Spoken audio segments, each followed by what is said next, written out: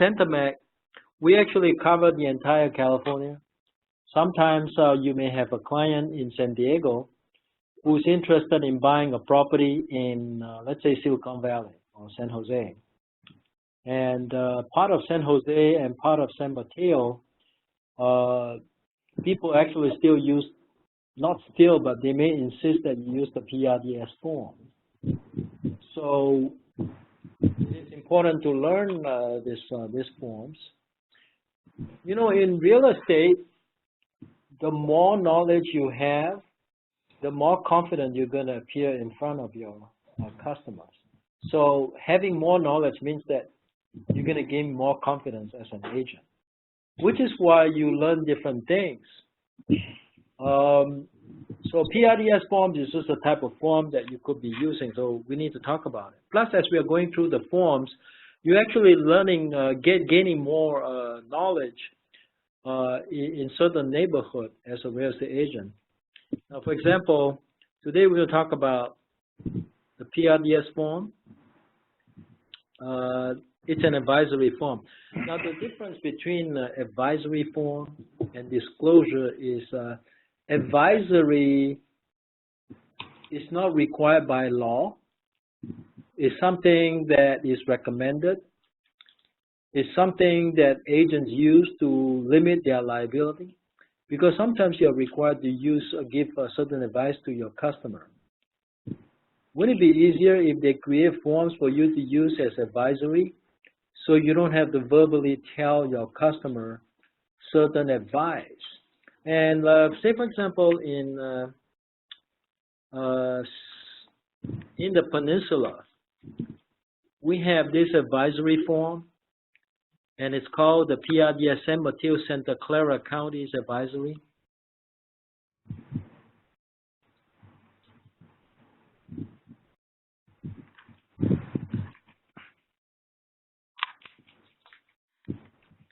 Things that are unique to San Mateo and Santa Clara County.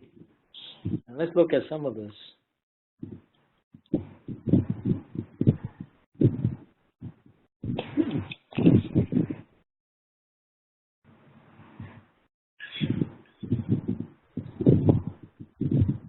We'll look at the things that are unique to the Bay Area.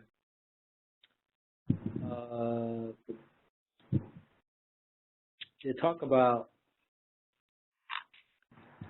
existing housing stock. Many properties in this area have been developed at different times under different building codes. They may not be able to accommodate current or future personal, or they may not be able to accommodate current or future personal property items, including but not limited to electric cars. Regardless of its age, the property should be inspected by a competent property inspector, and buyers should obtain all additional inspections recommended by any inspector, or as buyer may deem necessary for determining the actual condition of the property. Property components, appliances, fixtures, systems, and materials may have varying degrees of remaining useful life and could fail without notice. Not all aspects of the property may comply with the current code, zoning, health, and safety. This is just generally talking about things that may not be permitted or things that may not be built according to the code. Okay? So, I mean, they talk about things like the Chinese drywall. If you don't know what Chinese drywall is, let me tell you the story about Chinese drywall. Who knows what Chinese drywall is about? That's right. So, yeah, there's one time there was some Chinese drywall that was shipped from China to the United States. And this drywall were installed in several eastern states. Very few in California, but mostly in eastern states. Now, they are defective drywall. If they come in contact with moisture, they will give out certain gas, okay, that smells. And this gas not only smells, but this gas can actually corrode your plumbing. So, you know, this is just an advisory that talks about things that are not perfect, okay? Existing housing stock. Now, I think it's an advisory that they put in to alert the consumer about past problems with property involving different types of building materials, okay? So that's what Chinese drywall is about, okay? Now here you have something else called deferred maintenance. You know what deferred maintenance means? It means that the homeowner has lived there for many, many years, and he doesn't maintain his property. If you have a homeowner who doesn't maintain his property, there could be many different problems like leaky roof. You know, the roofs have to be maintained, and he doesn't maintain his AC or heater or certain things. Okay, so this deferred maintenance will decrease the lifespan and functionality of many of these components. And it says buyers should seek reliable advice from appropriate professionals and plan budget for maintenance and future repairs. Okay? Floors and walls. The mount and placement of seller's personal property may make a visual inspection of floors and walls difficult. You know, when you walk into a property, right? Sometimes when the property is either staged or the seller still lives there, you're going to have personal properties that may block certain walls. You know, I once had a case where the sofa actually blocked the back.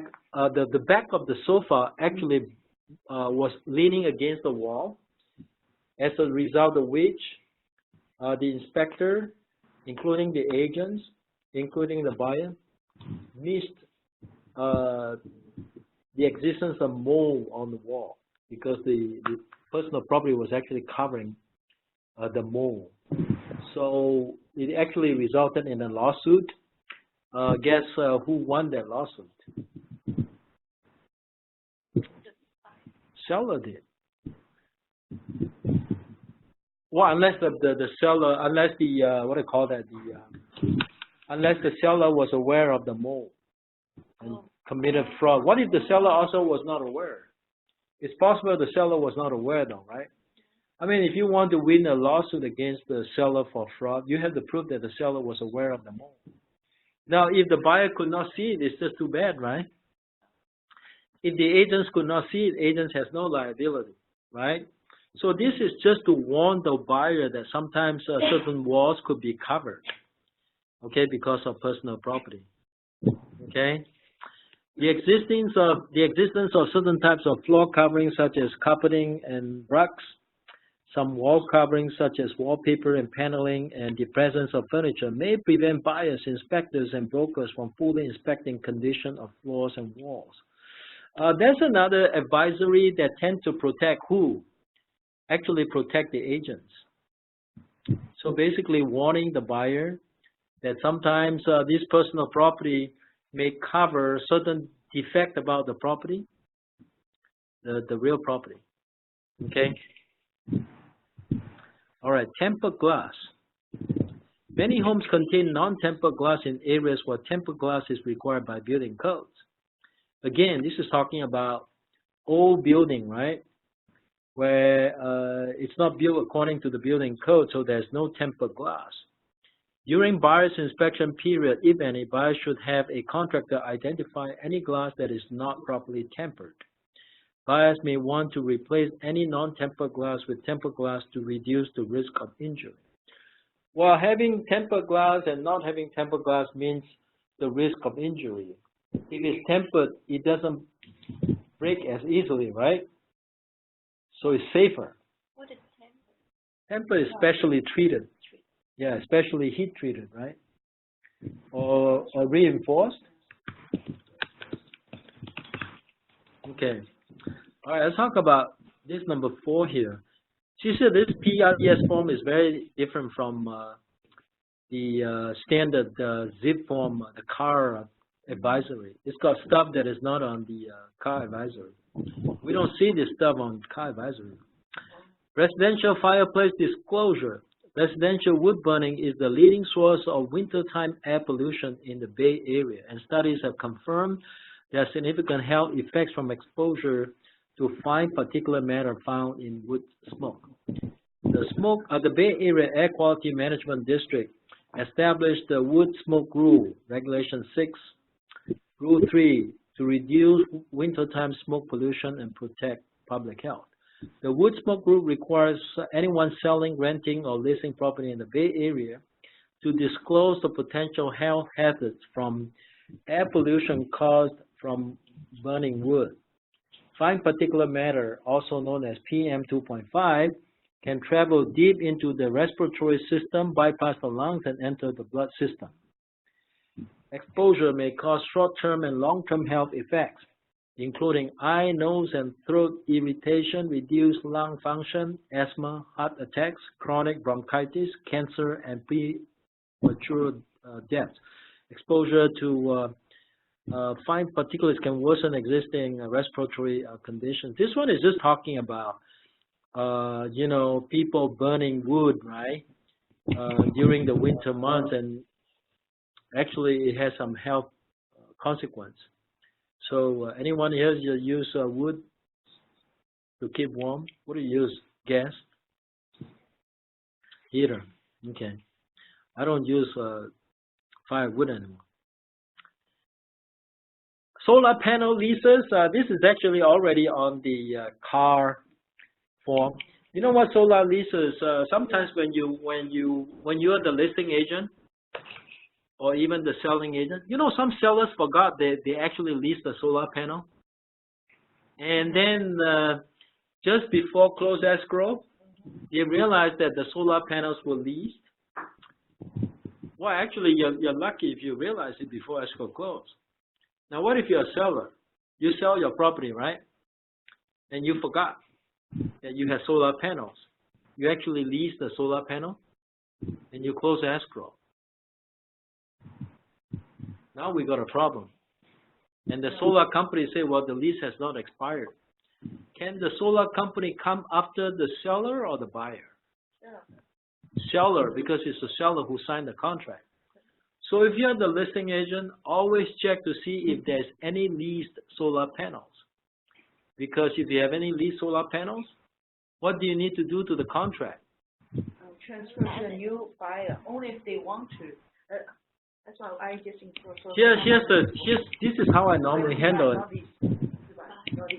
All right, if I'm a seller, I have a solar panel that's leased.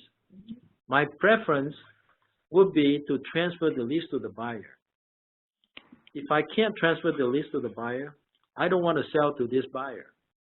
So if you're a buyer, most of the time you have to agree to the transfer. And also it benefits you because you save electricity. If you can assume the lease of the solar panel, you can actually save electricity.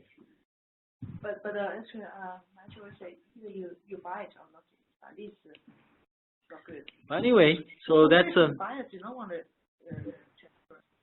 Most buyers would say yes.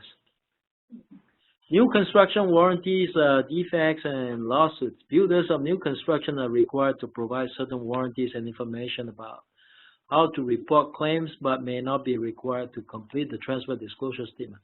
Did you know that if you buy a brand new home, the developer is not required to give you transfer disclosure statement? You know, under how many situations transfer disclosure statement is not required? New homes. Probate sale, bank-owned property, okay, and trust sale. These type of transactions do not require transfer disclosure statement, okay? Yeah, usually if your bank-owned property, they are not required to give you a transfer disclosure statement. You know what SB 800 is? I need to explain to you what SB 800 is. Now, let's say you buy a new home, and there is a defect on the property. Can you immediately go to the court to sue the developer? No. SB 800 requires that you go through a mediation process with the builder. You need to give the builder an opportunity to fix the problem before you can sue them. Okay, that's what SB 800 is about. Okay, that's it. Number 7. Number 7, we all know already. Square footage, number of rooms, and age, right? You know, can you sue a seller if the actual square footage is less than what was disclosed? Yeah, yes. How do you prove? You know, most of the time you cannot succeed, especially if it's only a small difference. If it's a big difference, it's a different story. Say, for example, you buy a home that has 2,000 square feet, and they misrepresent it. They advertise as 2,200 square feet. You know, you try to sue for your damage, most of the time you start to get it. Because usually there's advisory telling you already. This type of advisory actually protects the seller. It also protects the agents. Okay? So about how much can you sue them? I don't know. There's no definite answer. But the city record, they should present something with the city recorder. Anyway, most of the time you can't, okay? You can't win on this type of lawsuit. Okay. Lot size and boundaries, same thing. You know, if it says here, only a land surveyor can reliably determine actual lot size, property corners, and the exact location of boundaries. Statements regarding these issues in the MLS advertisements, computer-generated property profiles, data and property tax assessor records, or any disclosures are often approximations. You see that? So if it's advertised at 6,000 square feet lot size, and you actually end up with 5,700, no chance to sue. Okay? Most of the time, there's no chance to sue. Septic tanks and wastewater treatment system regulations. You know, this one talks about septic tank. Okay? It's only relevant if you have a septic tank system of the property. And this one talks about sewers and sewer laterals. Now, if you sell a property in Alameda County, chances are you have to comply with the sewer lateral requirements. Okay? Especially in Alameda County. I don't know about Santa Clara County, though. You guys know anything about sewer lateral in Santa Clara County? I don't think I ever heard about it in Santa Clara County. I think it's Alameda County. Now, if you don't know what the sewer lateral is about, this law was passed probably around 2012. When I was doing my radio show in the Bay Area back in 2012, a new law was passed, the sewer lateral. It was passed to protect the bay, because if you don't have sewer lateral, it will cause contamination in the Bay Area. So they're trying to protect the bay. That's why they require every property owner, before they can sell their property, they have to comply with the sewer lateral requirements. Okay? If you don't have one, you're going to have to install one. Water and well systems, I'm going to skip that. Okay? Basically, it's talking about property may be served by a well, spring, public, or private water systems, or a combination there, in which case buyers should consider requesting that sellers complete the PRDS well and private water system checklist. Well may contain bacteria, chemical, metals, minerals, and may emit odors. So this is about well. Recent studies have revealed that some wells in Morgan Hill and San Martin contain the chemical chlorate. Other wells in the Santa Clara County may be contaminated by this or other chemicals. So this is an advisory to the buyer that if they buy certain properties that have wells, they need to be aware that some of these wells are contaminated. Okay.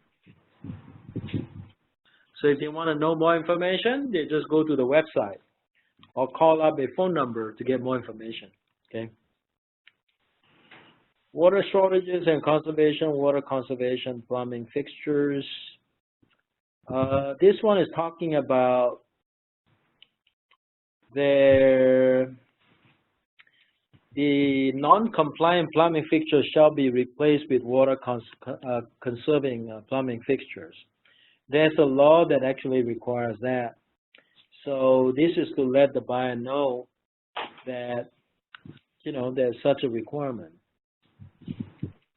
All single-family residents, if an alteration or improvement is undertaken for which a permit is required, compliance is a precondition of final permit approval. So after January 1st, 2017, all single-family residents built before 1994 must be brought into compliance whether or not the property is being altered or repaired.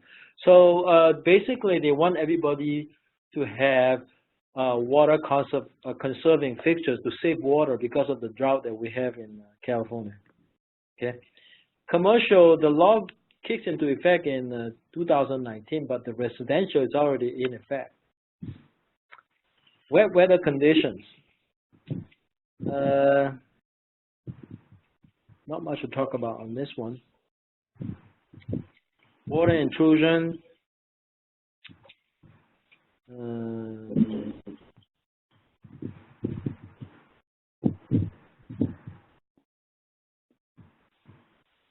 It says here the cost of repairing and remediating water intrusion damage and its causes can be significant. The existence and cause of water intrusion is often difficult to detect. An absence of visual evidence of water intrusion does not mean that such intrusion does not exist. Basically telling an average buyer that, you know, in any home, okay, especially the old one, there may be water intrusion that the agents cannot see or the seller might not be aware. So it is up to the buyer to hire the right professional to check for this type of problems. Okay, but I think an average home inspector would not do this type of checking. Groundwater, natural springs, and water runoff. You know, just to warn the buyer that there are properties that have natural springs and rainwater runoff issues that may result in standing water, dry rot, flooding, mold, foundation failure, or other potential water damage to improvements. Frankly, all of this advisory, they are putting, it's a CYA thing, okay, for the agents, all right? Cover the agent. Creeks and culverts, same thing.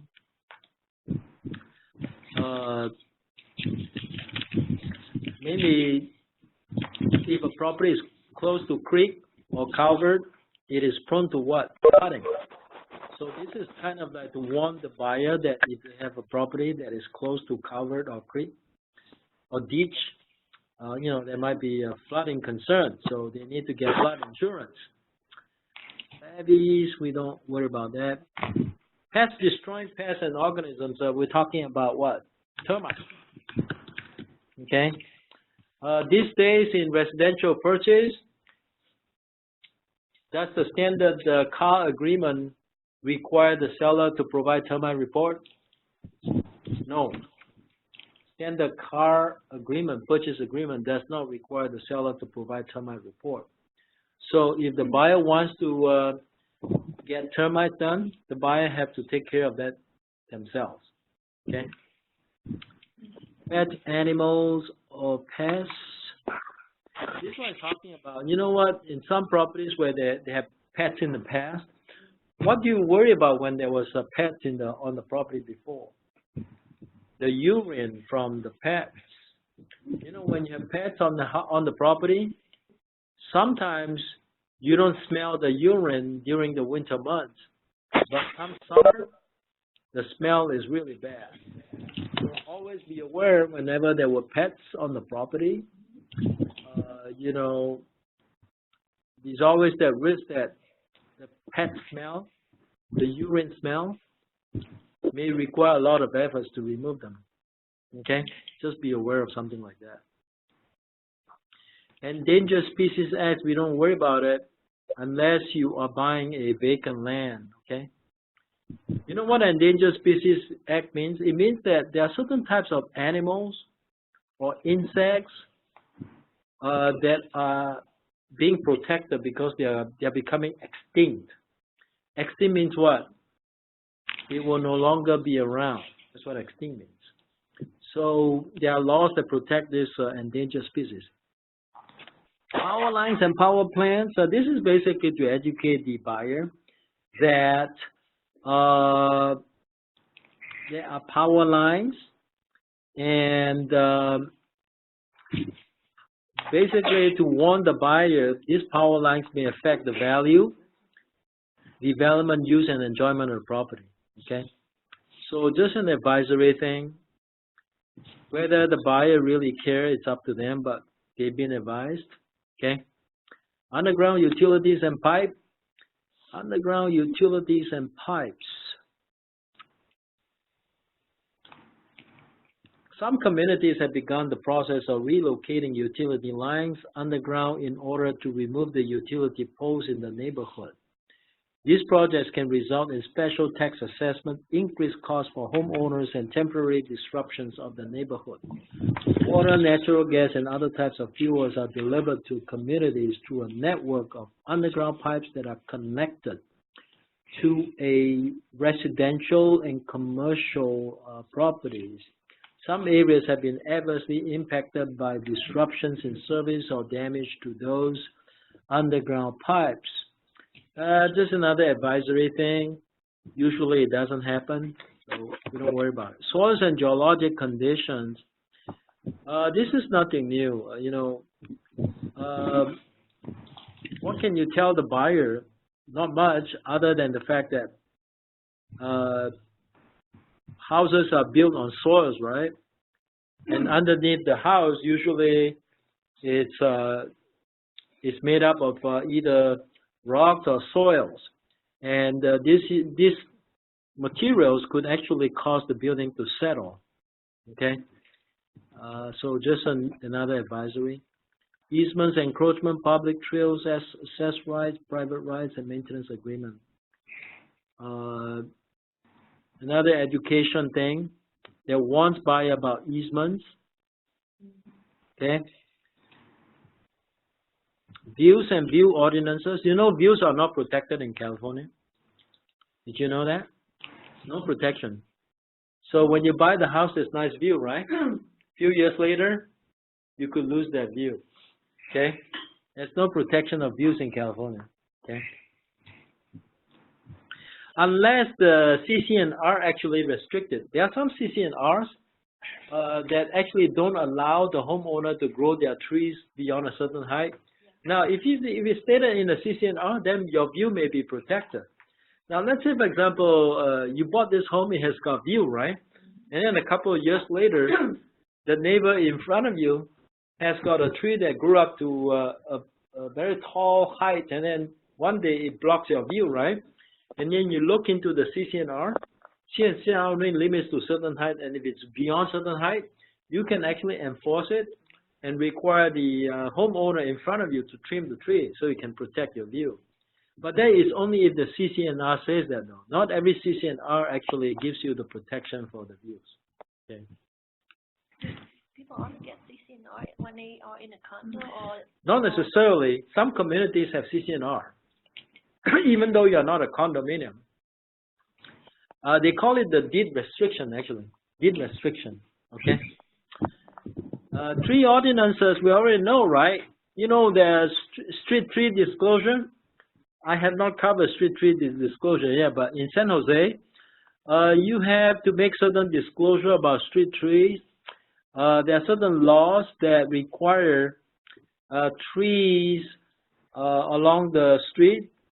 So the seller has to state whether the seller has complied with the street tree ordinance or not. You know what it says here? Several municipalities have enacted ordinances to regulate and control the removal of trees. They don't allow people to remove trees in San Jose. Some cities have identified heritage or other significant trees that must be protected or preserved in certain areas. Permits may be required to cut down, destroy, remove, or relocate the designated trees. You know that not just in the Bay Area, though. If you go down to Southern California, you go to places where they have a large lot, they have the old oak tree. You can't simply cut the old oak tree.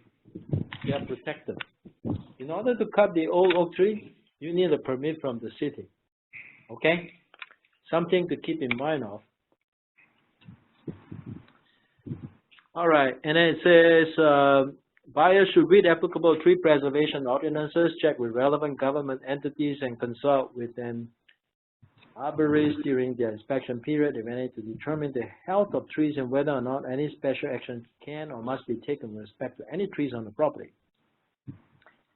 City of San Jose, for example, requires sellers to make specific disclosures to buyers regarding street trees on a separate form prior to the sale of residential property. We already know this. If you ever sold a property in San Jose, there's a separate disclosure for street trees.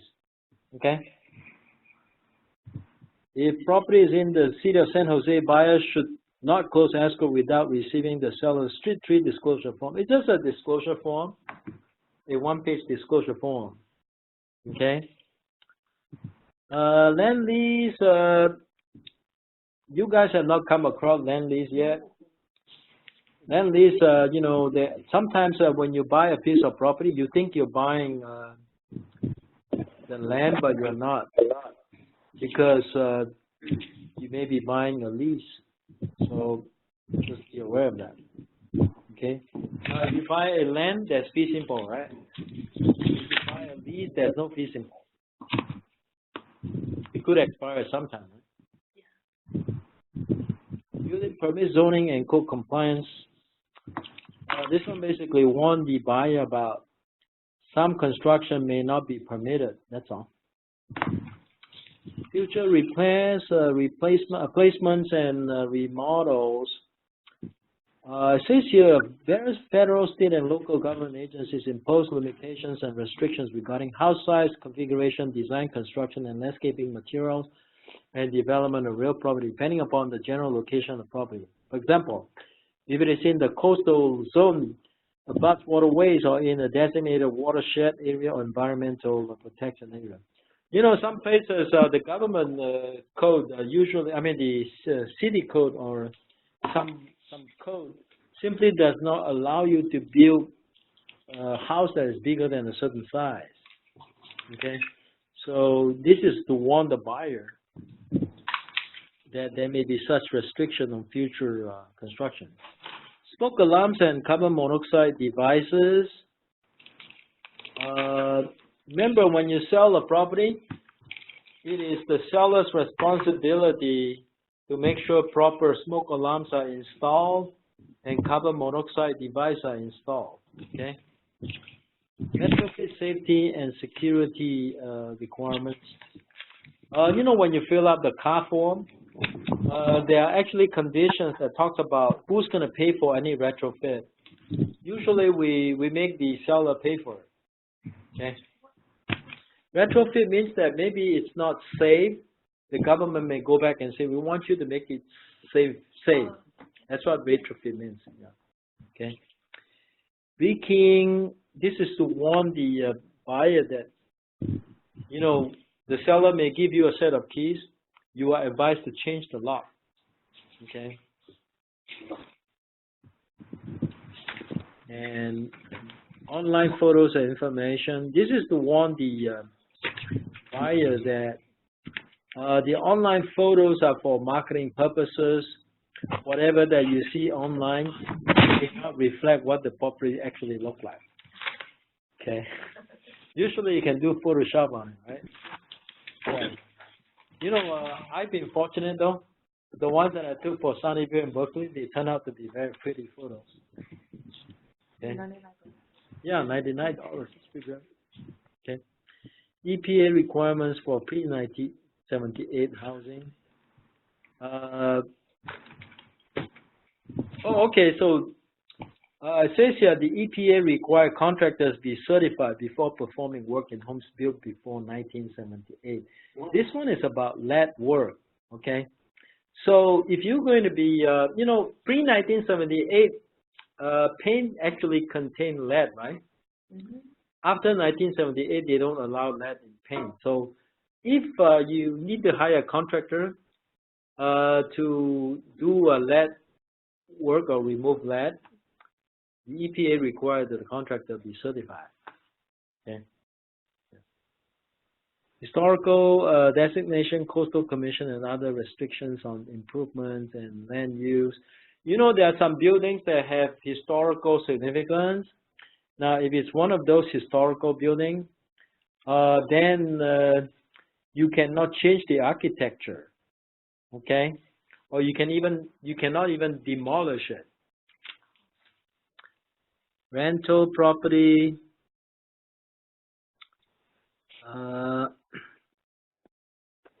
Oh, you know what? Recently there was a news on bugs.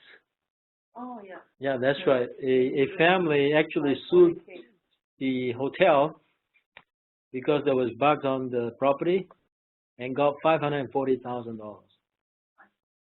That's right. Now there's a law. Now there's a law that's effective July 1st, 2017, right?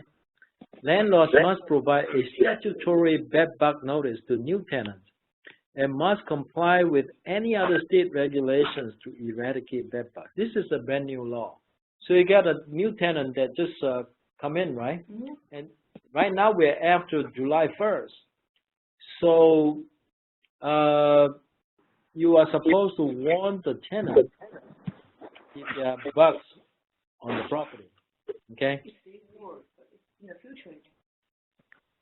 Well, would you rather give the disclosure or not give the disclosure? The disclosure is mandatory. The rental, yeah. Rental, right? Yeah, rental. Is there a standard form for that?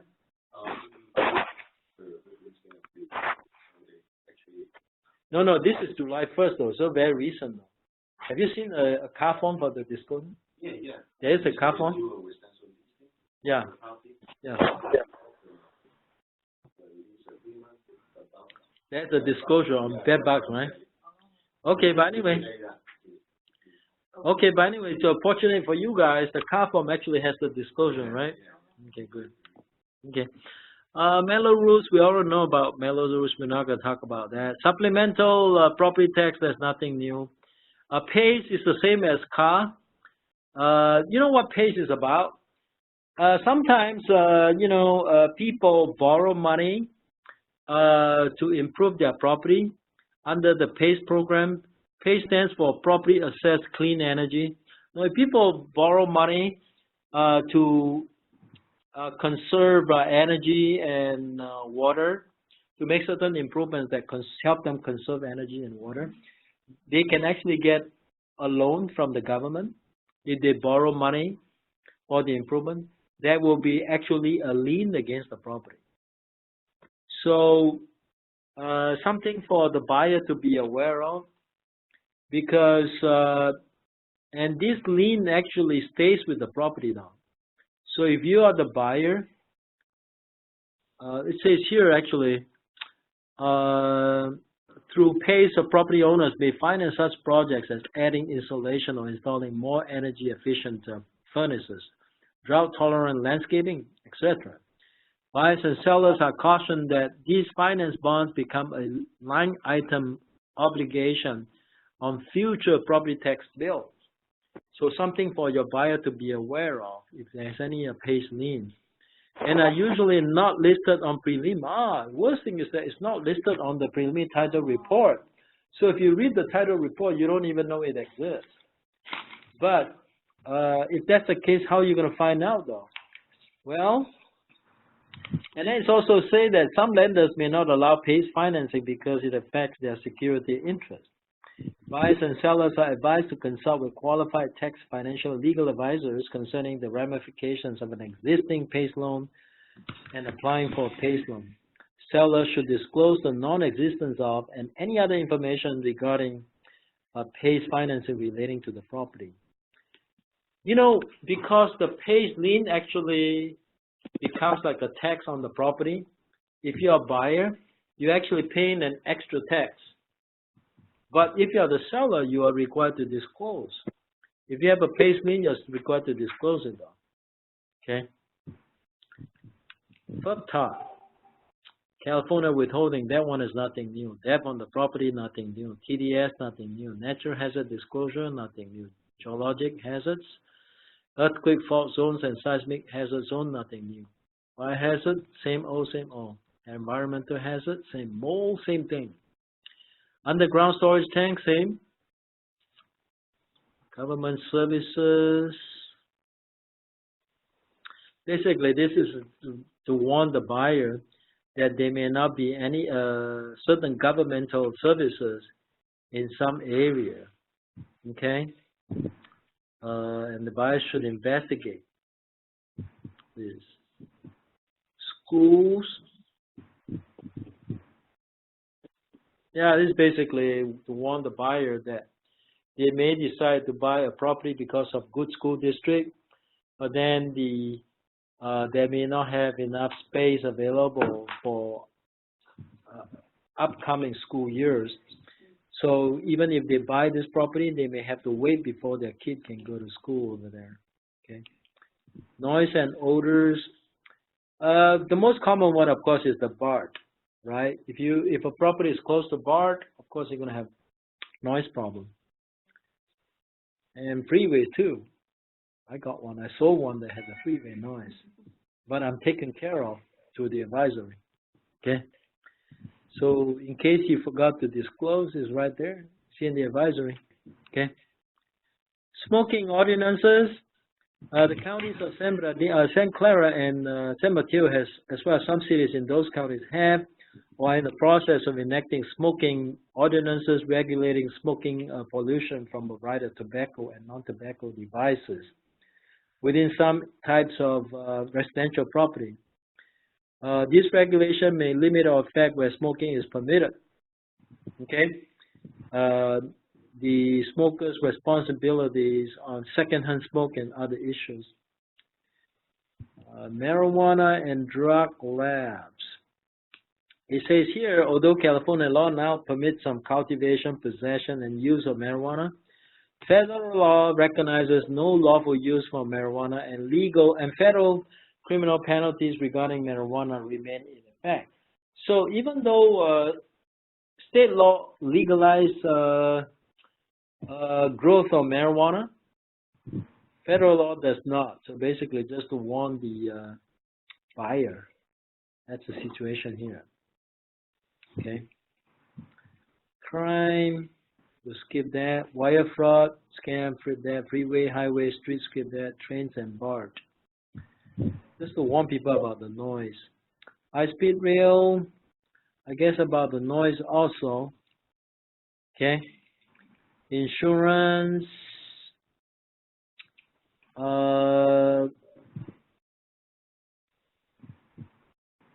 Certain requirements about the insurance. Oh, you know what? You guys heard about the California Fair Plan? In some hillside area, no insurance will cover. Only California Fair Plan. Okay? Something for you to know. Insurance? Some areas, hillside, many insurance companies will not insure. So you have to go with the California Fair Plan. Okay? But one thing you have to know about California Fair Plan, there may be some things that are not covered that would be covered in regular insurance. Things like if you have a water pipe that breaks, water pipe sudden burst, it's not covered under California Fair Plan, but it's covered under the usual property insurance. Okay, something for you to know. All right. So, but sometimes the buyer don't have a choice because if the insurance company would not insure, you have to go with the California Fair Plan.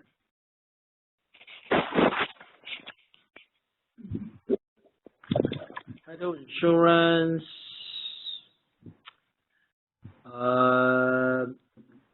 We won't cover that. Home warranty, common interest development.